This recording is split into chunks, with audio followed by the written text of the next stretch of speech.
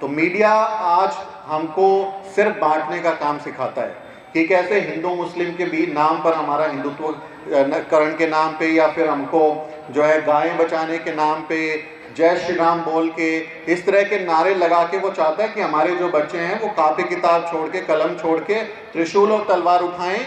ये काम मीडिया के लोग करते हैं। क्यों? क्योंकि मीडिया में हमारे लोग नहीं हैं, आपका और मेरे समाज का कोई आदमी नहीं है, इसलिए जिसके हाथ में मीडिया है वो ये काम कर रहा है। तो हमारी क्या जिम्मेदारी बनती है? हमारी जिम्मेदारी बनती है कि सबसे पहले तो उनके धंधे पे चोट करो, जो उनका काम है, बिजनेस है, जिससे वो पैसा कमाते हैं, वो उस पर आप चोट करो। आपको मैं हमेशा इस बात को देखता हूँ कि खबरों के लिए अभी कि सिर्फ कोई सूचनाएं मुझ तक मिले उसके लिए मुझे मीडिया पर निर्भर रहने की ज़रूरत नहीं है। मैं जैसे ही ट्विटर देखता हूँ, फेसबुक देखता हूँ, इंस्टाग्राम देखता हूँ, मुझे सारी दिन भर की खबरें पता चल जाती हैं कि देश दुनिया में क्या हो रहा है। जो मीडिया भी नहीं बताता वो भी पता चल जाता है। तो हम उनके अखबार क्यों खरीदें, अपना पैसा दे के अपना नुकसान क्यों कराएं? हम उनके सब्सक्रिप्शन क्यों लें, पैसा दे के हमारे जो हैं खिलाफ खबरें हम क्यों देखें? तो अपना ही पैसा दे के, अपनी जेब से पैसा दे के अपने खिलाफ खबरें परोसने को, बढ़ावा देने को भी बंद करना चाहिए। हमें मनु मीडिया का बहिष्कार करना चाहिए कि हम ना उनको देखेंगे ना उन पर निर्भर रहेंगे। तो ये हमारी भी जिम्मेदारी है कि हम उन मीडिया घरानों का बहिष्कार करें जहां हमारी बात नहीं है, जो ऐसे फेक न्यूज़ फैलाते हैं। अभी देखिए इंडियन एक्सप्रेस में अखबार में तवलीन सिंह एक सीनियर जर्नलिस्ट अपने आप को बताती हैं, और दुनिया भर के अखबारों में इधर उधर वो लिखती हैं, बोलती हैं कि सीनियर जर्नलिस्ट हैं। अखबार में आरक्षण के खिलाफ उन्होंने इंडियन एक्सप्रेस में आर्टिकल लिखा और उसमें गलत बयानी की, गलत शब्द लिख दिया कि बाबा साहब डॉक्टर अंबेडकर ने खुद बोला था कि आरक्षण 10 साल के लिए होना चाहिए, लेकिन ये लोग खत्म ही नहीं कर रहे। जबकि बाबा साहब डॉक्टर अंबेडकर ने संविधान सभा में कहीं पे ये नहीं बोला कि ये 10 साल के लिए हो। बाबा साहब ने बोला कि मेरा बस चले तो मैं और ज़्यादा सालों के लिए दूं। ये तो आपकी जो है वो दिल बहुत छोटा है कि आप सिर्फ 10 साल के लिए राजनीतिक आरक्षण दे रहे हैं। इनको बहुत लंबे समय तक मिलना चाहिए, क्योंकि ये काफ़ी नहीं है। और जो शैक्षणिक है यानी नौकरी और शिक्षा में जो आरक्षण है उसकी तो संविधान में भी कोई तय सीमा नहीं है, कोई 10 साल का बंधन नहीं है उस पर। लेकिन इतनी बड़ी सीनियर जर्नलिस्ट जो ये कहते हैं, जैसे हम लोग मीडिया में काम करते हैं तो कई बार कोई स्पेलिंग मिस्टेक कर दे, किसी शब्द में गलती हो जाए, टीवी में तो टिकर चलता है, ब्रेकिंग न्यूज़ चलती हैं, टॉप और लोअर बैंड चलते हैं, तो कहीं गलती हो जाए तो बोलते हैं ये आरक्षण वाले हैं, ये कोटे वाले हैं, इनका तो कोटे की वजह से जो है एडमिशन हो गया होगा आईएमसी में, ये तो इनमें मेरिट ही नहीं होती, ये तो डिज़र्व नहीं करते, इनमें तो कोई टैलेंट नहीं होता। तो हम लोग पूछ रहे थे तवलीन सिंह से कि ये आपकी मेरिट जो आप फेक न्यूज़ फैला रहे हैं। हम इंडियन एक्सप्रेस के संपादकों से पूछ रहे थे कि ये है वो सवर्ण मेरिट जिसका ताना हम लोगों को दिया जाता है कि आप एक फेक न्यूज़ का बिना फैक्ट चेक किए, बिना उसके तथ्यों की पड़ताल किए आप छाप देते हो अपने अखबार में, और आप गलत फेक न्यूज़ फैलाने का अपराध करते हो, गलत नैरेटिव सेट करते हो, दलित बहुजन समाज के खिलाफ एजेंडा चलाते हो। क्या ये मेरिट है जिसका ताना हम लोगों को दिया जाता था? ये वो मेरिट है जिसके बारे में ये लोग मीडिया घरानों में जब बैठते हैं, न्यूज़ रूम में बैठते हैं तो उसका चर्चा करते हैं, उस पर मज़े लेते हैं, कान पे जनेऊ बांध के मूदते हुए जब ये लोग मेरिट पर बात करते हैं। इनकी मेरिट ये है जो हमने इनके न्यूज़ रूम्स में रह के देखा है। पूरा दिन भर चाटुकारिता करते हैं, पैर छूते हैं, जर्नलिस्ट जो हैं एडिटर्स के जाके पैर छुएंगे, उनको दंडवत करेंगे, घर से उनके लिए जो खाने पीने की चीज़ें लाएंगे, सर खाइए ना, सर खाइए ना। तो हम बोलते हैं ये वो मेरिट है जो हमें नहीं है। नहीं है हमें ये मेरिट। क्यों? क्योंकि हम लोग स्वाभिमानी कौम हैं। हम लोगों ने मान सम्मान के साथ जीना, बहुत लंबी लड़ाई लड़ी है जिसके बाद ये मान सम्मान मिला है, ये स्वाभिमान मिला है, ये एटीट्यूड मिला है। तो इसमें हम कोई कॉम्प्रोमाइज़ नहीं करेंगे और हमें आपके जैसा मेरिटधारी होना ही नहीं। ये लोग कई बार जो हैं वो पुरस्कार देते हैं कि नारद मुनि जो है वो दुनिया का पहला रिपोर्टर था। अब जानते हैं नारद मुनि के नाम पे कि वो सूचनाओं को इधर से उधर लेके जाता था, तो उसके नाम पे जो है वो अवार्ड्स दिए जाते हैं भारत में कि वो पत्रकारिता के जनक हैं, वो उनके वहीं से शुरुआत हुई है। तो ये इनके पुरखे हैं और हमारे पुरखे ऐसे हैं जो जब पत्रकारिता करके गए, जब काम करके गए तो इस देश का मुस्तकबिल बदल गया, इस देश की तकदीर बदल गई। उन्होंने जब कलम उठाई तो इस देश का संविधान लिख दिया, ये हमारे पुरखे करके गए हैं। तो हमें अपने पत्रकारिता की विरासत पर गर्व है। अब हमारी जिम्मेदारी ये भी बनती है कि हम सिर्फ ये ना कहें कि भैया दलित बहुजन मीडिया जो है वो अच्छा काम करे। कैसे करेगा? हमारे को ना कोई विज्ञापन देता है, ना कोई हमारे साथ स्पॉन्सरशिप करता है, ना हमारे को कोई डोनेशन मिलता है, ना हमारे को कोई बहुत बड़ी फंडिंग कहीं से होती है, ना जो ये दुनिया भर के इंडिपेंडेंट मीडिया को स्पॉन्सर करने के लिए जो कई तरह की ऑर्गेनाइजेशन चलती हैं वो फंड देती हैं। तो हम लोग चलाएं कैसे? ये भी एक जिम्मेदारी का सवाल है कि हम मीडिया चलाएं कैसे। अब हम जब नौकरी कर रहे थे तो लाख 2 लाख रुपया कमा रहे थे, अच्छे से ज़िंदगी कट रही थी हमारी, लेकिन अब वो छोड़ी हम लोगों ने। और उसके बाद जब काम कर रहे हैं तो 4 साल से मैं भी अपना बहुजन मीडिया खड़ा करने की कोशिश में हूँ। द शूद्रा पहले हम लोग चलाते थे, अभी द न्यूज़ वीक करके हम लोग चलाते हैं। और आप में से अगर कोई मेरा चैनल देखता होगा तो आपको पता होगा कि हम काम क्या करते हैं, किस तरह का काम करते हैं। सिर्फ भाषणबाजी, सिर्फ लफाजी का काम नहीं करते हैं। भले ही कम काम करेंगे लेकिन आपको अच्छा क्वालिटी वाला बढ़िया काम करके देंगे, किसी चीज़ में कॉम्प्रोमाइज़ नहीं करेंगे, चाहे वो वीडियो एडिटिंग हो, चाहे वो ग्राफिक्स हो, चाहे वो वॉइस ओवर हो। किसी भी मामले में हमारा कंटेंट जो है मनु मीडिया से कम नहीं होगा, क्योंकि जिस दुश्मन से लड़ाई है उस दुश्मन के बराबर के हथियार हमारे पास नहीं होंगे तो हम लड़ाई हार जाएंगे। हमको उसको बराबर के हथियार चाहिए। हथियार क्या है हमारे? एक अच्छा माइक, एक अच्छा कैमरा, एक अच्छी वीडियो एडिटिंग मशीन, अच्छे सॉफ्टवेयर, अच्छा स्टाफ, बढ़िया जो प्रोफेशनल जर्नलिस्ट वीडियो एडिटर्स हैं वो, ये हमारे हथियार हैं मनु मीडिया से लड़ाई लड़ते वक्त। लेकिन क्या ये ऐसे ही आ जाते हैं? क्या ये ऐसे ही चल जाएगा?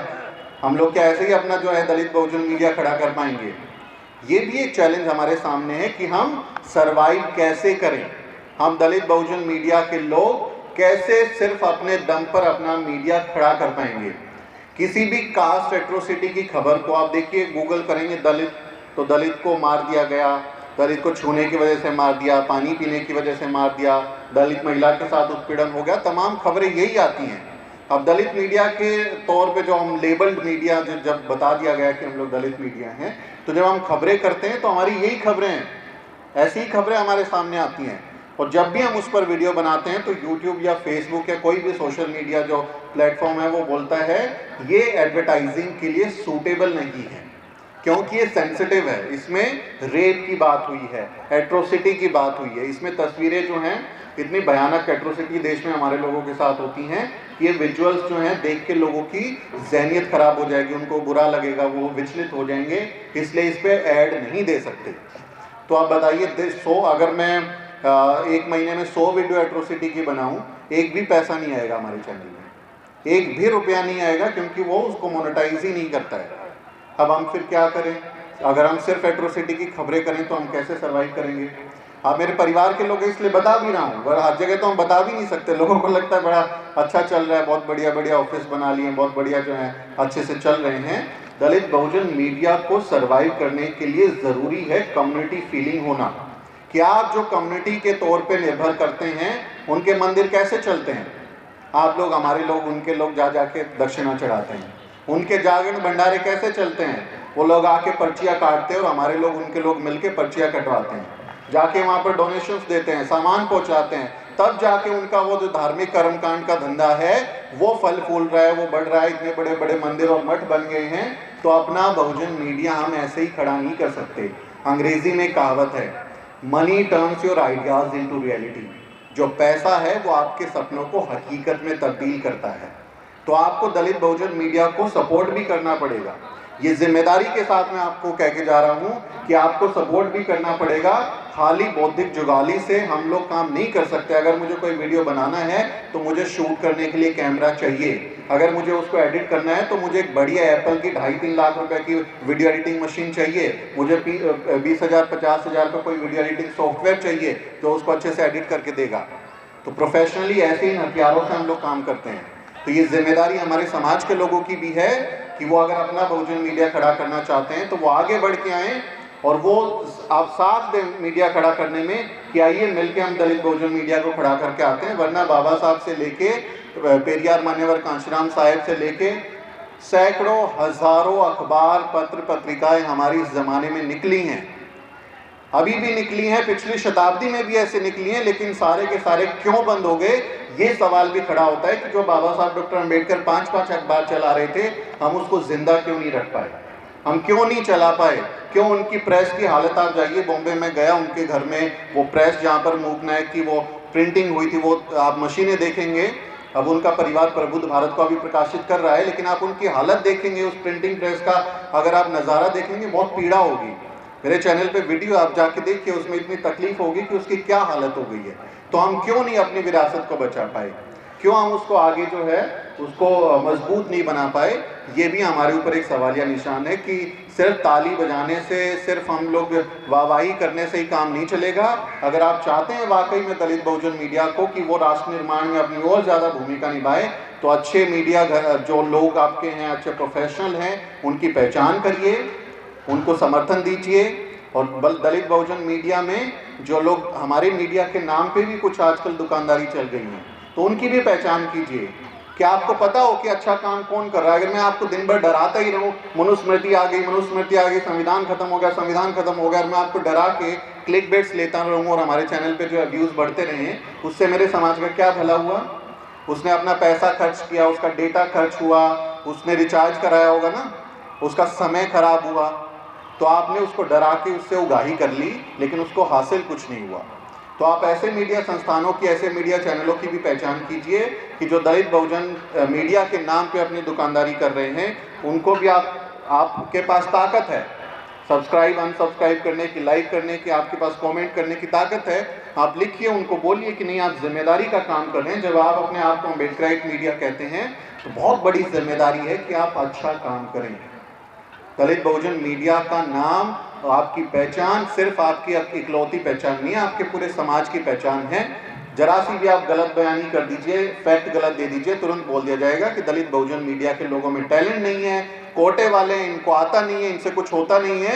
ये सारे के सारे लेबल हमारे ऊपर आते हैं और हमारे पुरखों का नाम खराब होता है कि अम्बेडकरवादी मीडिया इस तरह का काम कर रहा है। इसलिए बहुजन मीडिया की भी जिम्मेदारी है कि वो अपने आप को अच्छा काम करने के लिए प्रेरित करे, और आप क्योंकि दर्शक हैं तो आपके पास भी ताकत है कि आप उन्हें इसके लिए समझाएं कि नहीं, आपको अच्छा काम करना है, तभी हम आपका साथ देंगे। इसलिए मैं आपसे अपील करता हूं कि जो दलित बहुजन मीडिया है उसका हौसला बढ़ाएं, उसको आगे लेके जाएं, क्योंकि बहुत ज़रूरी है कि हमारा अपना मीडिया हो। बाबा साहेब डॉक्टर अम्बेडकर ने बहुत कोशिशें की और अपने समय में उन्होंने बहुत शानदार काम भी करके दिखाया।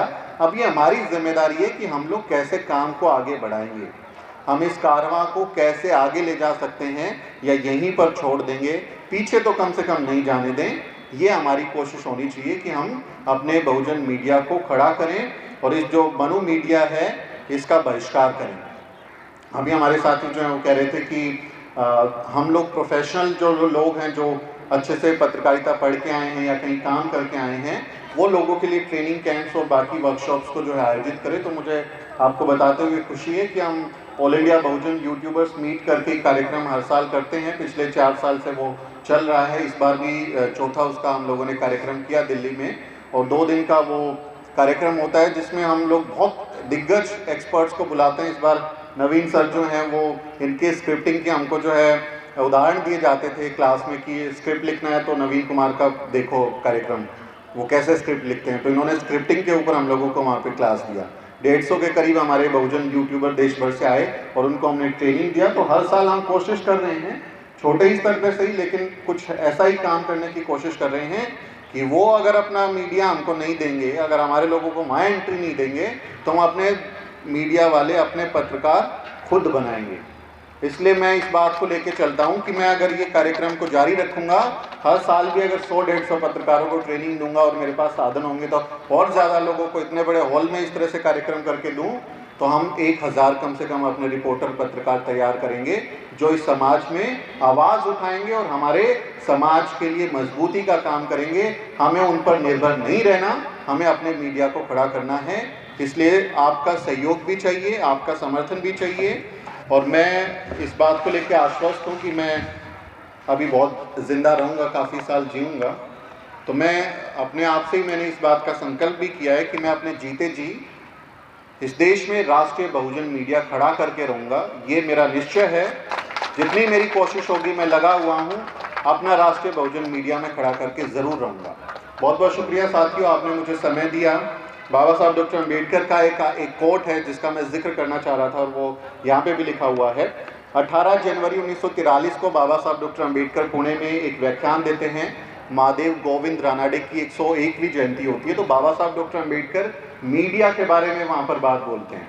और क्या बताते हैं कि कैसे वो जो मीडिया है उस समय का, उसको वो कांग्रेसी मीडिया कहते थे, क्योंकि इस समय कांग्रेस ही सबसे ज़्यादा प्रभावशाली पार्टी थी, अभी दूसरी पार्टी हो गई है। तो वो बाबा साहब डॉक्टर अम्बेडकर नाम लेके बोलते हैं, क्या बोलते हैं बाबा साहब, वो कहते हैं मेरी निंदा कांग्रेसी समाचार पत्रों द्वारा की जाती है। मैं कांग्रेसी समाचार पत्रों को भली भांति जानता हूं, मैं उनकी आलोचना को कोई महत्व नहीं देता। उन्होंने कभी मेरे तर्कों का खंडन नहीं किया। वे तो मेरे हर कार्य की आलोचना, भर्त्सना व निंदा करना जानते हैं। वे मेरी हर बात की गलत सूचना देते हैं, यानी मैं कहता कुछ और बताते कुछ हैं, उसे गलत तरीके से पेश करते हैं, उनका गलत मतलब निकालते हैं। मेरे किसी भी कार्य से कांग्रेसी जो पत्र हैं वो खुश नहीं होते। यदि मैं ये कहूँ कि मेरे प्रति जो कांग्रेस के समाचार पत्रों की नफरत है वो अछूतों के प्रति हिंदुओं के घृणा भाव नफरत की अभिव्यक्ति है, तो ये गलत नहीं होगा। तो बाबा साहब डॉक्टर अम्बेडकर उस समय बता रहे हैं हम लोगों को कि ये मीडिया क्या है। और आज हम फिर से वही बात बता रहे हैं कि भारत का मीडिया एकदम जातिवादी है, नफरती है, और वो भ्रष्टाचारी है, देशद्रोही है, देश को तोड़ने का काम कर रहा है। वो लोग राष्ट्रवाद के सर्टिफिकेट बांटते हैं, तो मैं उनको कहता हूँ कि वो खुद राष्ट्रद्रोही हैं, देशद्रोही हैं, जो देश को तोड़ने का काम कर रहे हैं। हमारा जो दलित बहुजन मीडिया है वो देश को बनाने की बात करता है, राष्ट्र निर्माण की बात करता है। तो दलित बहुजन मीडिया सिर्फ इसलिए ज़रूरी नहीं है कि ये सिर्फ SC ST OBC माइनॉरिटीज़ की बात करेगा, अपने दलित बहुजन समाज की बात करेगा। वो इस देश के हर पीड़ित व्यक्ति की बात करता है, इस देश की बुनियादी ज़रूरतों की बात करता है, हमारे देश को बेहतर बनाने की बात करता है। इसलिए भारत के लोकतंत्र को ज़्यादा विस्तार देने के लिए, भारत के लोकतंत्र को ज़्यादा मजबूत करने के लिए दलित बहुजन मीडिया बहुत ज़रूरी है। तो देश को बेहतर बनाना है तो दलित बहुजन मीडिया को आपको मजबूत करना होगा। बहुत बहुत शुक्रिया, बामसेफ के साथियों का बहुत आभार कि आपने मुझे समय दिया। फिर आप सबसे मुलाकात।